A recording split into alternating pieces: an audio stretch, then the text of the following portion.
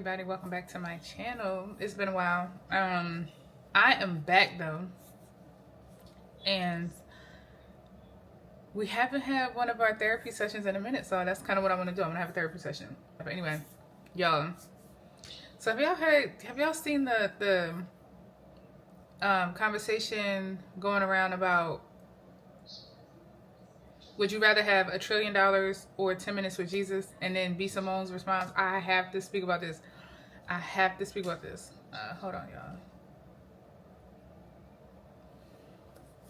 Okay, so this is not to bash B. Simone, because at the end of the day, I ain't here to bash nobody. But I want to have some commentary because I think it's interesting what she said, being as though what she portrays out there to the world. And I think people have to remember too, like, when there's people speaking about this, at least I'll say from my perspective, or from me, because I can't speak to other people. I'm not trying to ever bash nobody. I can't. Like, I'm no better than the next person.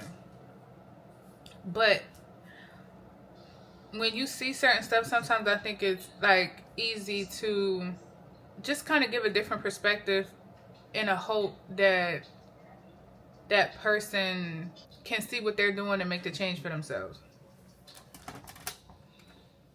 It's like, it's not advice, it's just a different perspective on the question that could hopefully open your eyes a little differently.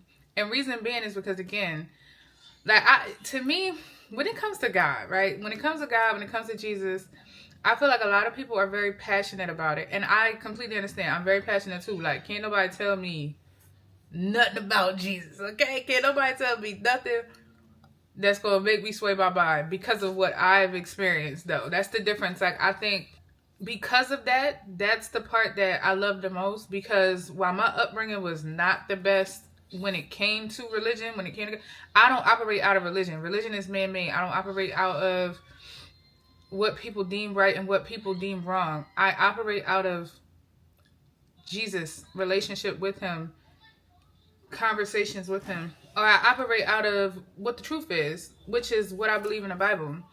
It's not religion. It's really not. Like, it's really, because I think people just love to put things in a category, and sometimes you just can't fit certain things in a box. Like, Jesus can't be fit into a box for real. But I don't like the push of some people, because I've had that push with my mom.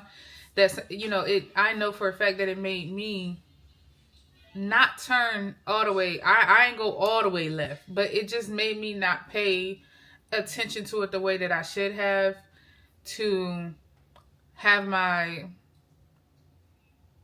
to kind of catapult me where I needed to be, or for me to be able to experience what I've experienced at an earlier stage in life. And unfortunately, like, I look at it as a bad thing, but it's really not, because if you know, and this is why it's important to read the Bible and, like, meditate. That's why people say meditate on it, because when you meditate on it, it has you remembering, like, even if you're thinking like, okay, well, this is bad, you'll remember and you'll think like, oh no, it's not bad, because God uses everything, good or bad, for the betterment of those who love him. So it's always going to be something to elevate you, which you look at now, instead of it being negative, you're looking at it as a positive. And I think when you can continue to do that and look at certain things, that you won't take so many things to heart. You won't take so many things as negative as people trying to come at you, people trying to have something against you. It won't be that. It'll literally be, oh no, okay, I'm going through this right now, this is tough, but God's gonna work this out to better me, which is essentially just a challenge. Now, challenge is a little hard, I ain't gonna hold you, but it's a challenge. Challenges help shape and mold you. Like, if we didn't go through nothing hard, we wouldn't be able to speak on these testimonies. That's really what it is. Like, I wouldn't be able to speak on how I'm sane in the membrane, but had to deal with so much mental and emotional and a little bit of physical abuse in my child life. Like, speaking to me, having a conversation with me, you would have never known. And I can't get that to nobody but God, because honestly, at that time as a kid, I never thought, like, I never seen it getting no better. I'm just like, you know, but I learned at such a young age, like, okay, just let's get through the day. That's not for me, because kids, kids' frontal lobe don't even be for real, like, all the way developed. So that had to be from God. Like, God obviously knew what I was going to go through and equipped me with certain things to be able to handle that. I was able to compartmentalize with things that happened or that was happening in my life at that time with my mom in my household to create a certain type of safe space for myself to be able to function on a daily basis and not take nothing out on nobody. I don't take nothing out on nobody regardless of what I'm doing. That's not something everybody can say that they do. So with that being said, it ain't nobody but God. So yeah, I just don't like the push of sometimes of like religion. I mean, having conversations with people, just, it being put out there and people are viewing it, I don't think there's nothing wrong with that. I just think when people start being a little too pushy, I think it's shaky ground there, because you never know how that person is taking it. And the goal is not to turn them away, is to turn them to. So I don't know. That I'm a little on the fence with, just because of what I dealt with, but that's neither here nor there. I want to talk about the conversation. So if you haven't seen it, you might want to go check it out, because I'm not going to put it in here. But basically, B. Simone said that she would take the $1 trillion instead of having 10 minutes with Jesus. Some of the things she mentioned was she probably would stutter in front of Jesus, like, I mean, I get that, but nah, Jesus, I got some questions. But nah, she said she would do that. And then she said she would take the $1 trillion and go into her prayer closet, which I have something for that, because girl, what? And then she said that he probably wouldn't be able to tell her nothing that's not already in the Bible. And I thought that was the most insane part of it all, because girl, what? So, because then, I was looking for a Bible verse, and I came across Colossians, and oh my, first of all, Paul was a beast. Like, I'm not even halfway through the Bible, y'all, and I'm not even gonna lie, for the past weeks, it could even been a month, I have not been reading, and I've been in my feelings about it, because I'm not turning away from God. I'm not wanting to, like, I still watch certain things that's related to God. Like, I'm still here, but something has been pulling me from that Bible, and I know what that something is, but I'm just saying, like, it's real irritating, because I was just on fire just a year ago, all the way up until maybe like September or something. Like, I was on fire with reading it. Now September, October, maybe I'm just like, oh, you're trying it, but we'll get back to it. I'm not beating myself up, because at the end of the day, I know where I stand.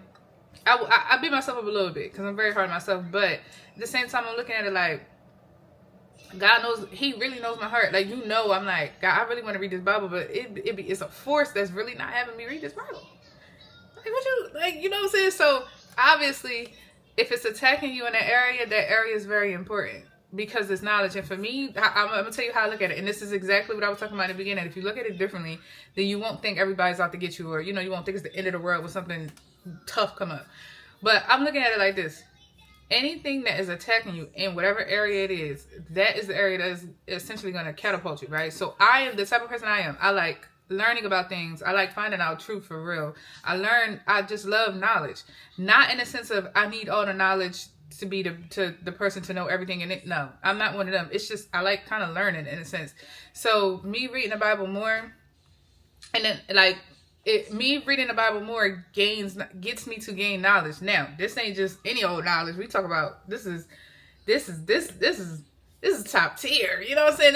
This is knowledge about God, like really who he is, because this is what even brought me to even read that Bible. And I told y'all before in my other videos, I could never read the Bible. Like, I was ready to go to sleep because I was being forced at the end of the day. It was never something genuine that I just could get into. I was being forced. So me actually doing it is still just like mind boggling, because it's like, girl, who are you? Like, I would have never done this. Going from reading it, and then I'm the type of person, I started getting comfortable again with getting on YouTube and talking about it. Well, I ain't even talked about it on YouTube before, but getting on YouTube talking about it, just getting comfortable in front of the camera again. And then getting on like TikTok and stuff and having conversations. So with me not reading, that slowed that part down. You know what I'm saying? And eventually, if I would let certain things take over, then everything would be slowed down. But we not. God rocking with us. You know what I'm saying? God really understand, y'all. So it's not, it's me being hard on myself, because I just don't want to lose sight of why I'm here. You know what I'm saying? Like, I'm not losing sight of this, but I already told you I'm not coming up off of God. It's nobody can make me think otherwise, point blank in a period, because I know what I've experienced. I know what He has already shown me, and I know small testimonies. I mean, I'm not talking about nothing big. I tell y'all all the time, I have a peace that surpasses anything. If you have been emotionally abused or mentally abused, whatever the case is, or tried, because I've been tried. I'm not gonna claim that it's been abuse. I mean, on the outside looking, it was abuse, but I never I used to pay it, because I used to be like, girl, something wrong with you. I didn't believe it. So that's what I'm saying. It was trying, but mentally, I would not be okay, because my first bully was my mom. So. Like, how do you recover from that without doing anything? I didn't go to no therapy. It was not, I'm still the same person that I was before. If y'all don't think that's God, I don't know what to tell you. And then on top of that, like I said, I now have a peace. Like, all of that was turmoil. So now I have a peace that surpasses that I don't want to let go of. So I know if I stay in God's presence, it ain't going nowhere. Yeah, so that's basically what B. Simone said, and I thought it was interesting because the reason being is because, now this is our therapy session, y'all, but reason being is because B. Simone has pivoted to her content now revolving around God. So to me, it's like, how do you pivot to that? Which, some people do it for clout. She does give me clout chasing, but I don't. When it comes to people stepping into God or back into God or whatever the case may be, I don't like to judge off the rip, because I don't. I really don't know. Like, I'm not them and I'm not God, so I don't know what you got going on. But as far as that's why God said we can tell the people about the fruits that they bear.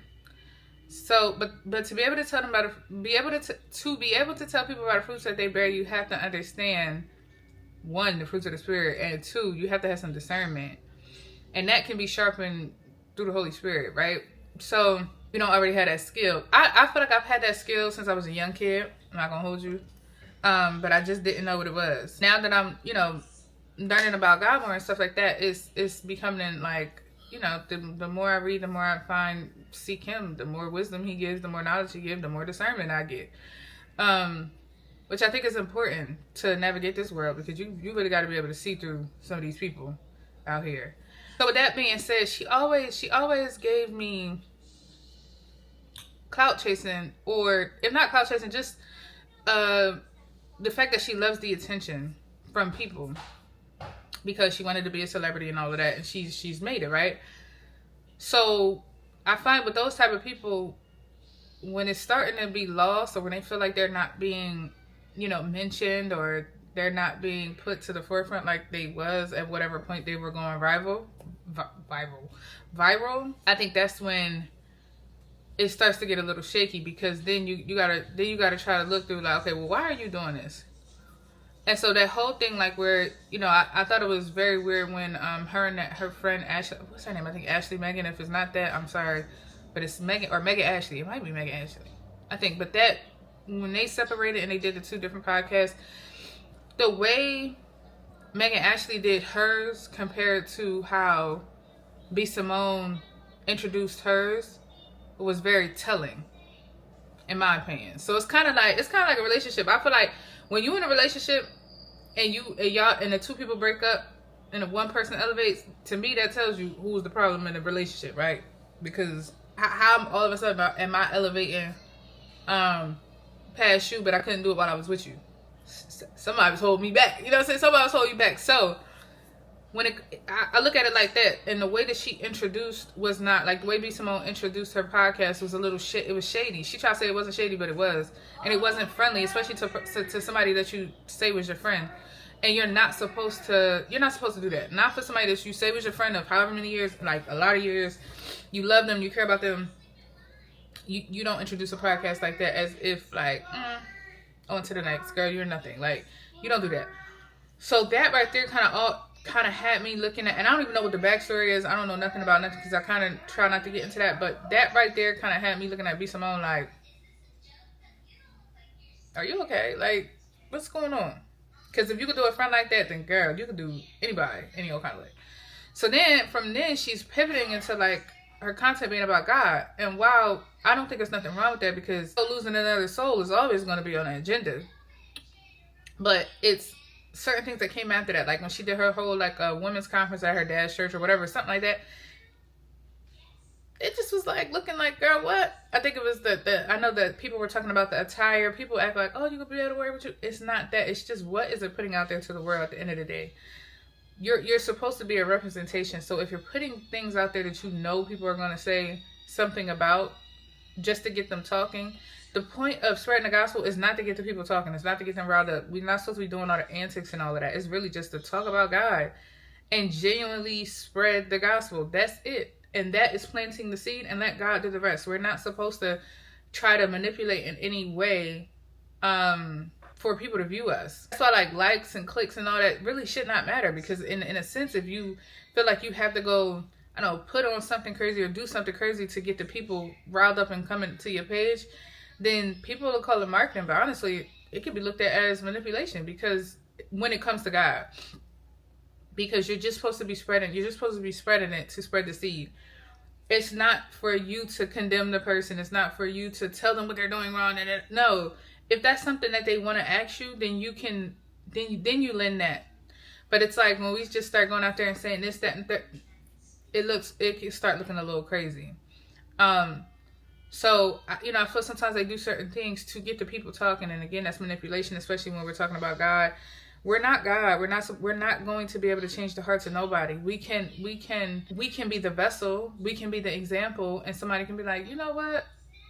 You know, they can have an encounter with us that would want them to be able to change, but ultimately that's not me changing them. That's the Spirit in me. That's the Holy Spirit in me coming out, saying whatever I done said to you or doing whatever I done did for you to be able to be like, I didn't even know Jesus was like this. Like, hold on, let me go ahead and follow him. That's it. It's supposed to be just like that. Like, we're not supposed to play God and be like, okay, well, we change this person. No, because now when you start looking inward, and now it get a little tricky. That's where the glory of God has to always be on, like, you know, put on him, because we're not supposed to because at that point you can make yourself an idol real quick, and then you'll have people look at you as an idol, and that's what you're not trying to do. You're not trying to have people look at you as an idol, or look at you as the way, because ultimately the way that we looking for, I need that way too. Like I'm not exempt from that. So don't look at me as the way to God. Look at, and I'll direct it to Jesus as the way to God. And that's how it's supposed to be. But B. Simone Ben kind of gave, like, I don't know, like it was off.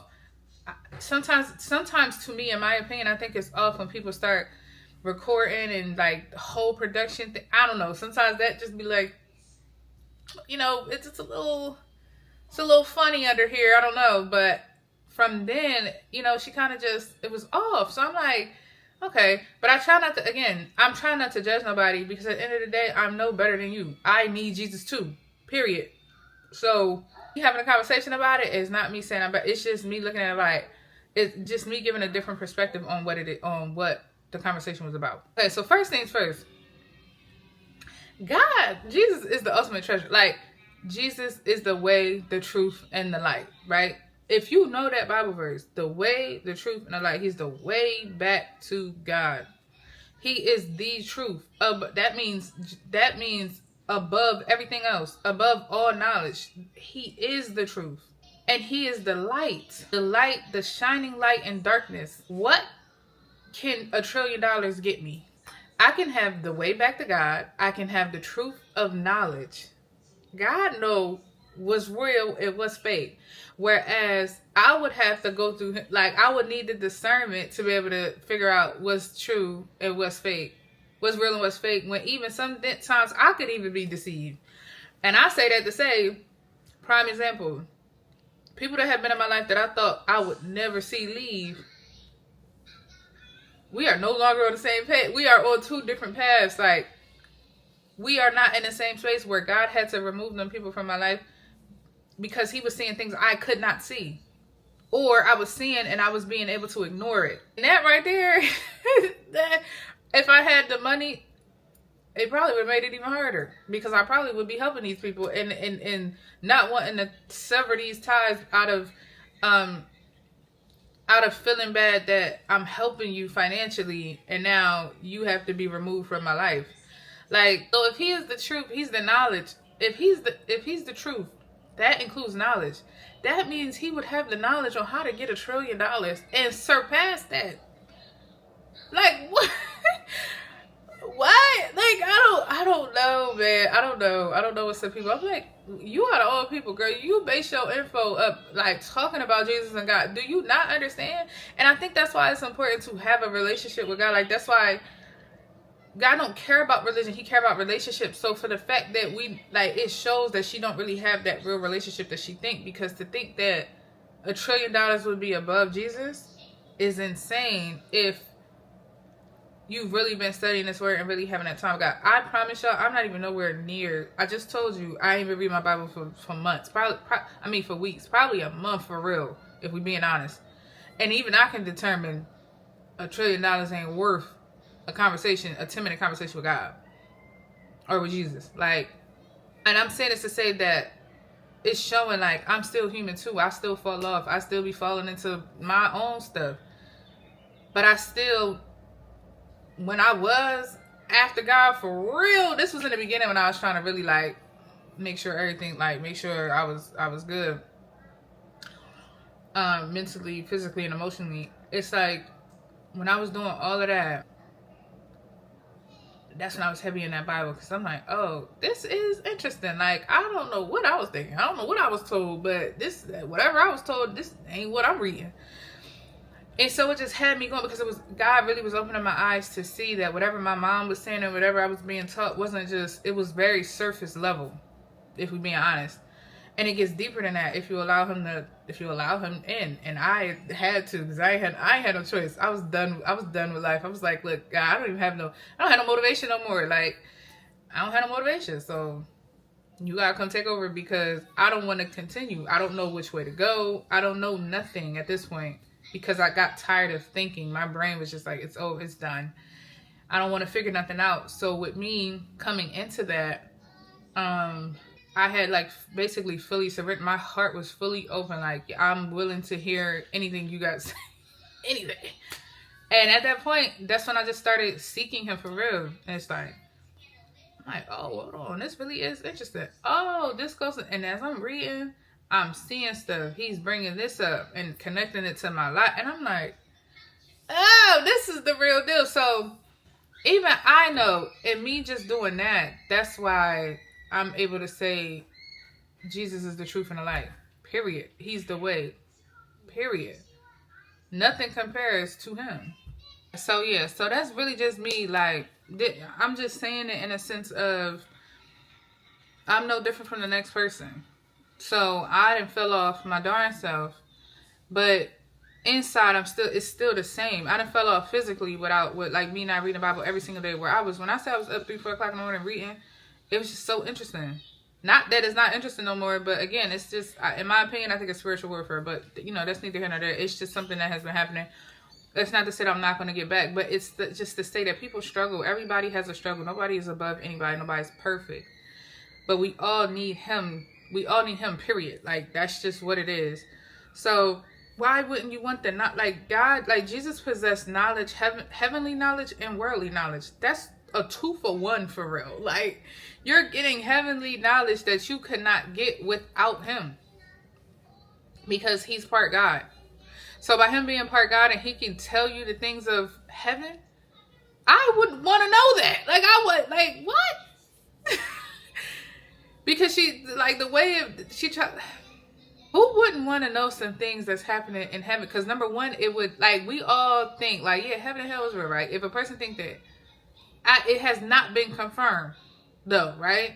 And people like to confirm things. We like to have something to reference it to. Somebody can look at me and be like, you're a quack for believing in Jesus. Okay, cool. But if I was to be able to say, like, have something tangible to show a person, I done been to heaven and back, or I done got a taste of heaven because Jesus gave it to me, and that's him. Like, just that right there tells you. I don't care about no $1 trillion. And then the thing is, like, heavenly knowledge is needed, number one. Or not the knowledge, but having heavenly knowledge speaks to your soul and your spirit, because when we leave this body, you have your decision that you'd have made while you was here on this earth, and you have your decision, your soul, and your spirit. You have that. left. No physical body, no physical money. So what would that $1 trillion like?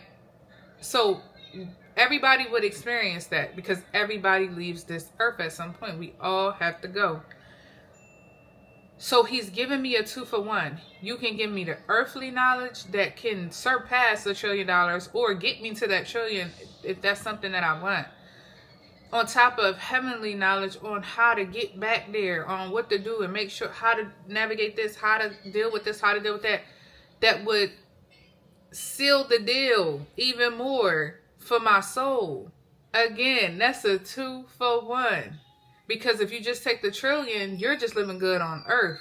Where are you living after earth? And for somebody that say they believe in Jesus and believe in the Bible and read it, then you have to believe the whole thing. Like I don't, and some people kill me when they want to pick and choose. Like even if it's, we can't pick and choose what we want Jesus to be for our life. That's not how it works. And that's not fair because if I'm picking, like, I wouldn't want somebody calling me a different name if that's not my name.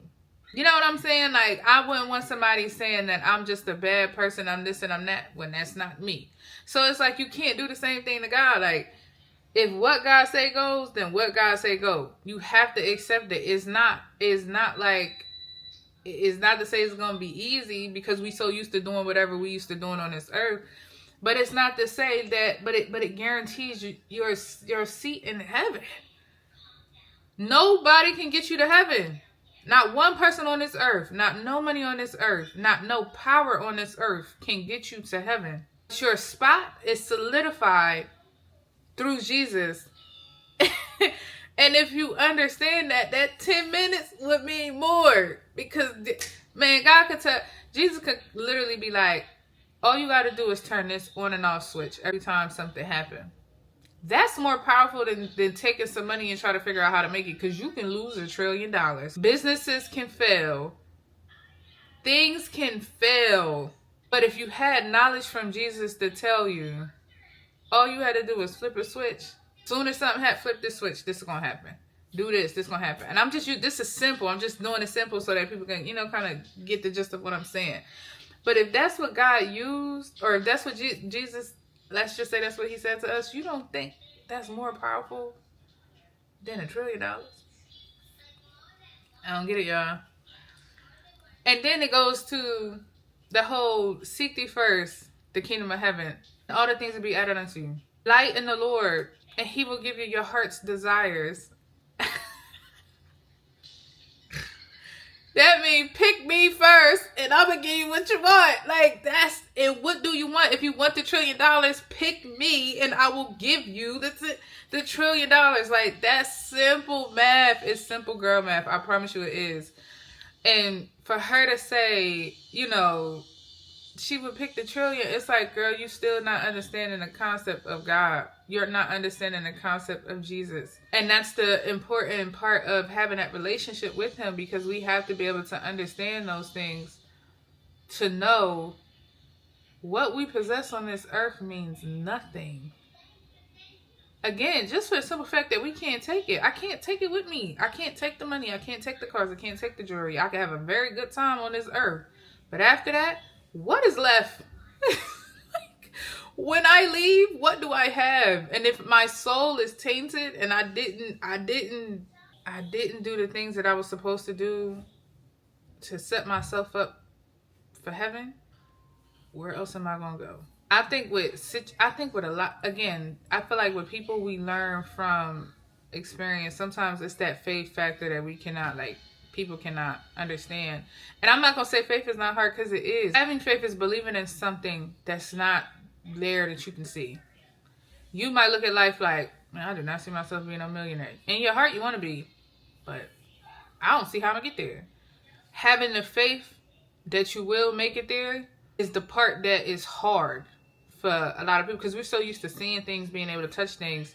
It's easier to be like, well, yeah, this worked because I did it, rather than to say, yeah, this worked because I had faith. Like, people think the faith doesn't come with nothing, when the whole time faith without works is dead. Because, yeah, I still got to work towards it. I'm still doing things to get there, but I'm still believing that I'm going to get there. I'm not doubting myself, and regardless of what comes in my way, I'm still like, oh, nah, I'm still going to get there. Regardless, that type of faith is all God is asking for. So yeah, I might have faith that I'm gonna make it to heaven, but if I don't do what I need to do, I think it's clear on where you're gonna go. So, and I mean, unfortunately, you know, with that, I think the unfortunate part is there's no way to prove it. Meaning, there's nobody who has went to hell and came back. It was like, oh yeah, nah, y'all need to change for real. Because 9 times out of 10, even if somebody did, y'all gonna call them people crazy. Oh, hell not real, it's not real, people have testimonies all the time that said they didn't went to hell and came back, like they saw hell, they came back. It's people, they have those type of testimonies, and people don't believe it. So even that by itself says a lot. Nobody but Jesus has been to hell and back. But I think, you know, if somebody was to be able to experience that, like experience the fact that, to see if people in hell would rather have a second chance on this earth, and I'm willing to bet my money they are, because if you hear the description, it don't sound like a party down there to me. And then Jesus is the key. Like, he is the key. And there's a Bible verse. What is it? He that has the key of David, no man can shut up the doors that God open. Like that key can open. The key can open doors that no man can shut. The key is Jesus. Can open doors that no man can shut. But I wanted 10 minutes. That means I'm getting the key for 10 minutes to open up a door that could potentially, that no man can shut, and that could potentially, not potentially, that will get me to my heart desires. And my heart desires $1 trillion. Rather than just having the money, right? And let's think, money do talk. I'm not going to act like money don't talk. But at the same time, people get denied. So for example, Jay-Z. There was a whole thing about Jay-Z not getting accepted for the casino that he wanted to get built. But Jay-Z is considered a billionaire, correct? Now, he's not a trillionaire, but $1 billion still talk money, because it ain't everybody in this world that's going to see $1 billion. So $1 billion talk money, or talk. $1 billion talk.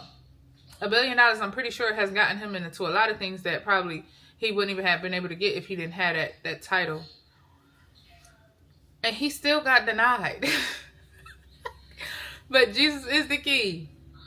Which means when he opened that door to that trillion, not now person on this earth can be like, oh nah, that's it, we're done.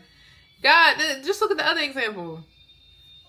God heart and Pharaoh's heart.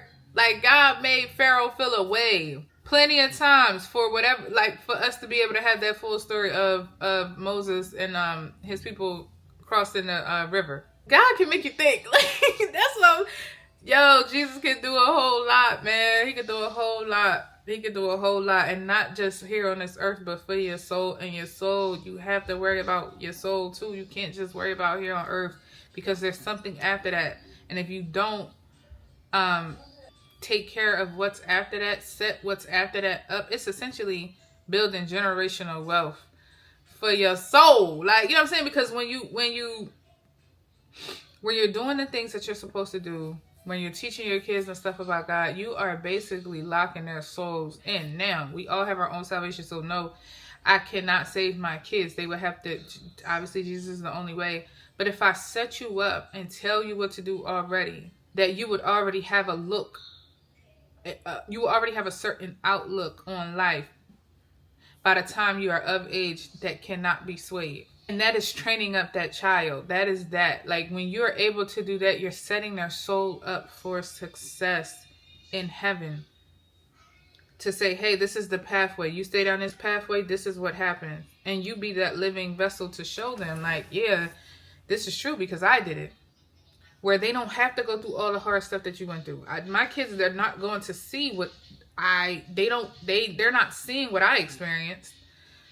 But they are going to see what came from God changing me, from God turning me around.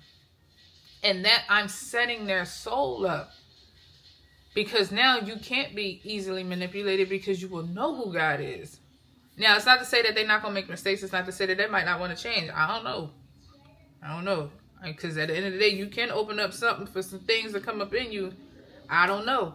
Depending on what they get themselves into. But again, if I build that strong foundation, or if I help them build the strong foundation to consider God first and foremost, then they will already know how this whole thing works, where anybody cannot just come in and sway their minds else, sway them to think else, anything else. And that's powerful. And again, it's the same thing as like, building generational wealth here. If I set them up financially, then they don't have to go through being poor. They don't have to go through living in a one house with a bunch of people. They don't have to go through not ever having a car or not ever having no food or anything. All of that is set up because of what I've already been able to do, and we're supposed to do that. But I don't think we really always think of the whole soul part, because again, I am so new to this, but at the end of the day, y'all, I'm very open, and like I'm impressionable when it comes to God, because I want to know, but I want to know the truth. I don't want to know what people are telling me. I don't want to know. I don't want to have no doubts. And in Jesus and God, I don't have a doubt that that's wrong. Like it's nothing that could be like, oh no, this is wrong. I don't have that doubt. I might not know everything, because who does? But at the same time, the more I keep going, and I'm not even in a rush. I'm not in no rush to read no Bible in no year or not. That King James version be beating me up. That thing right there be tearing me up. Like, you know what I'm saying? So at the end of the day, it's not a rush. It's just, I'm just here to do it. That's it. And I don't know what my last days will be, but I'm gonna do that until then. Like, I'm not putting too much thought into that. I'm going to do what I need to do to keep myself grounded, so that my spot in heaven is solidified, point blank and deep period. And then teach my kids the same, so that they're not out here trying to find it in other things. And then I thought about that conversation too. That Bible verse where it said that that lady had touched the hem of the garment. Like, the hem of a garment is very small. So if she could be saved, if she could be healed from touching a hem of his garment, what do you think? Touching a hem of his garment is seconds. And that healed that lady from a blood disease or something, some type of disease that was uncurable at that time. Like, she was healed in seconds. They said the blood dried up. Y'all, we have to go to the doctors to try to get help. Like, we have to go to the doctors and tell them and fuss with our doctors and tell them what's going on with us for them to diagnose us correctly, for us to even be able to get healed in the world. This lady touched this man's clothes. It was healed in seconds. What do you think 10 minutes will do? What? Like, oh my gosh. Be some more funny, man. And this is not just for her. This is just, obviously she's a celebrity, so people are speaking on it. So that's kind of how I even got wind of it. But it's just like, what?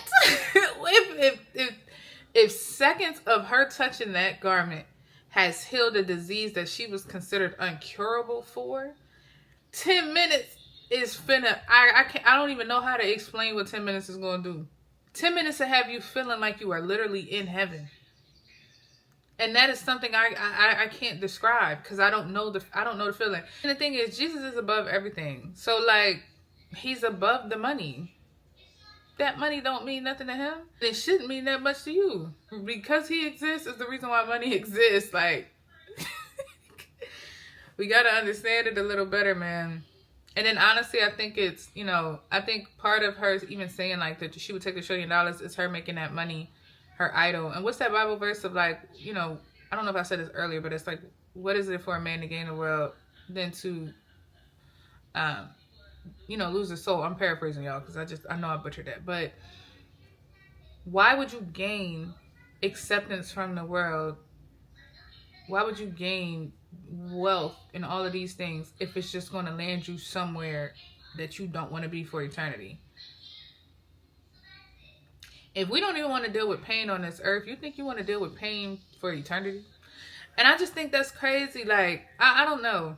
And I think, and that's the reason why it's hard. And like, she's had money. She's had money. And have money. She still has money. But it's like, that's the hard part. Because at this point, millionaires and stuff, they look at God as, they don't look at God as the source. They look at the money as the source. Because the money can fix the problem right now.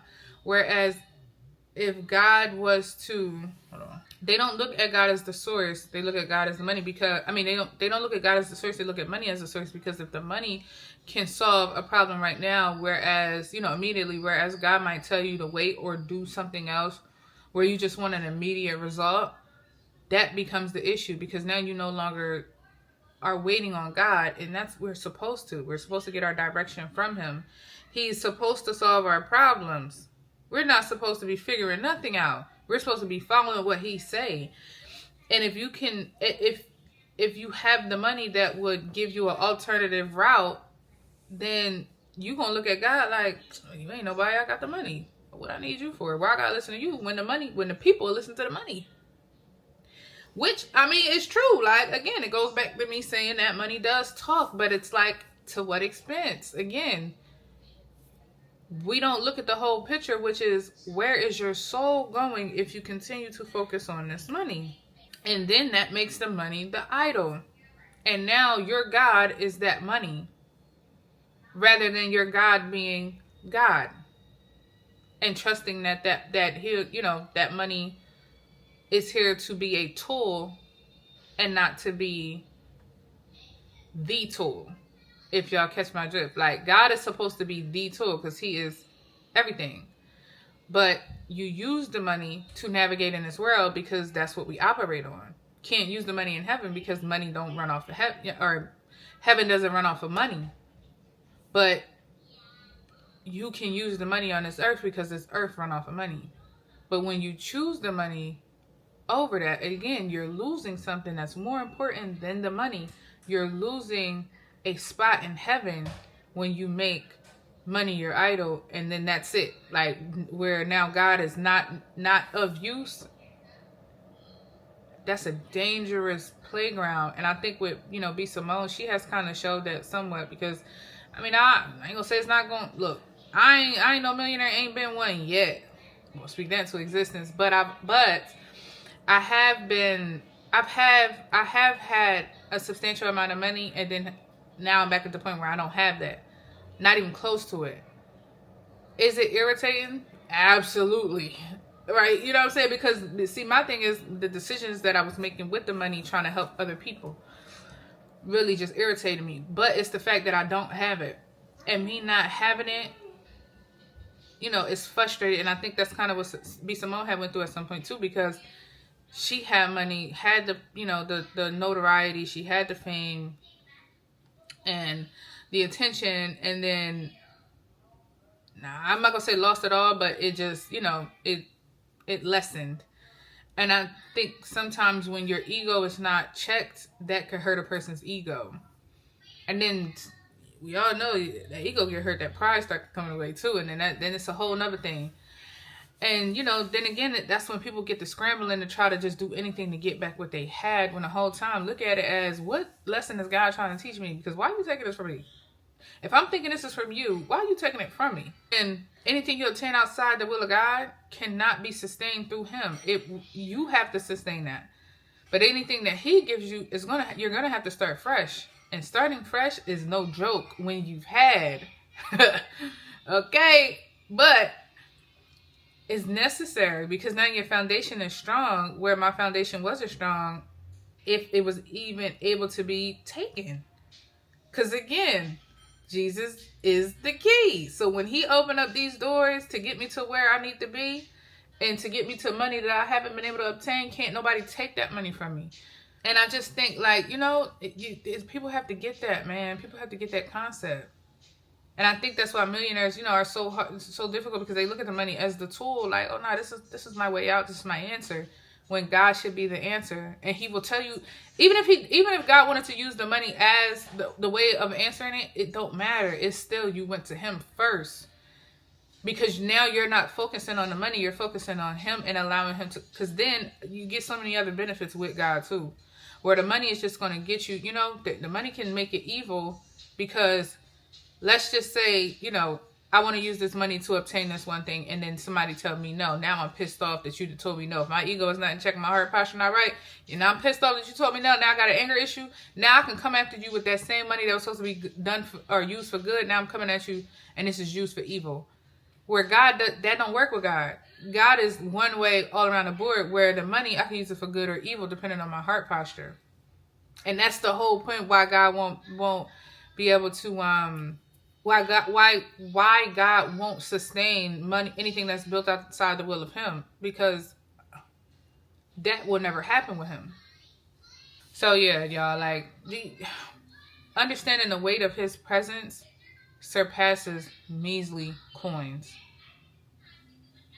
It really do. It's not, and when people understand that, that's not saying I don't want money. It's not saying I don't want that resource to be able to make me have a better life, take care of my kids, take care of my family, stuff like that, build businesses, help other people. It's not saying I don't want that. It's saying that that's not my focus.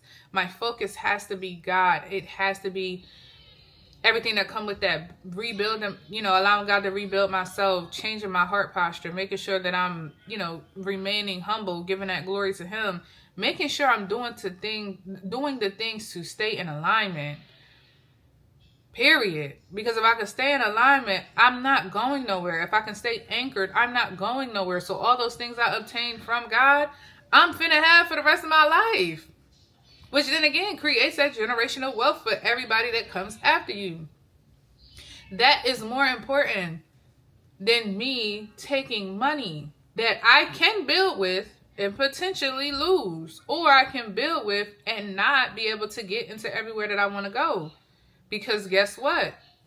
I just gave you the example of Jay-Z. That money cannot get you to any and every single thing, huh? So yeah, man. I don't know. What y'all think?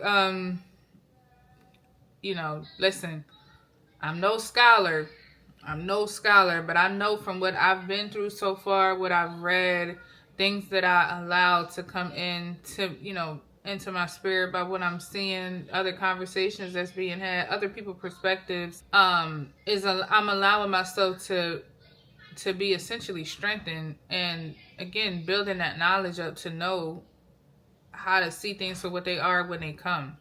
Like, God really opened your eyes to a lot of things that have people looking at you like you crazy, because it's like, what? How do you think like that? And the whole time, I wasn't thinking like this before, but me really fully surrendering to God is the reason why I'm even here now to think like this. What would you choose, $1 trillion, or would you choose 10 minutes with Jesus? And what do you think? What do you think about B. Simone's answer? Because I don't know. I think with her, it's a lot of surface level. And I don't think that she's really opening her heart. And it's a lot to, you got, depending on what you've done, you got to open your heart to look at yourself, because you're going to have to face that. God will make you face the ugliest parts of you, but at least then he'll make them beautiful once, it'll be beautiful, because then it'll change. But if you don't, you stay the same, and then you just hide them. And anything that's hidden ain't never going to be good. Anything that's hidden ain't never going to be good. So I don't know. What y'all think? Let me know. Because I think it's a very interesting conversation. And if you like this video, don't forget to like, comment, subscribe, and I will see y'all in my next therapy session. Hopefully, because your girl been slacking, but hopefully I can get back on track. Hopefully I can get back on track. So y'all let me know in the comments what y'all think, and I will see y'all in my next video. Thank you for watching.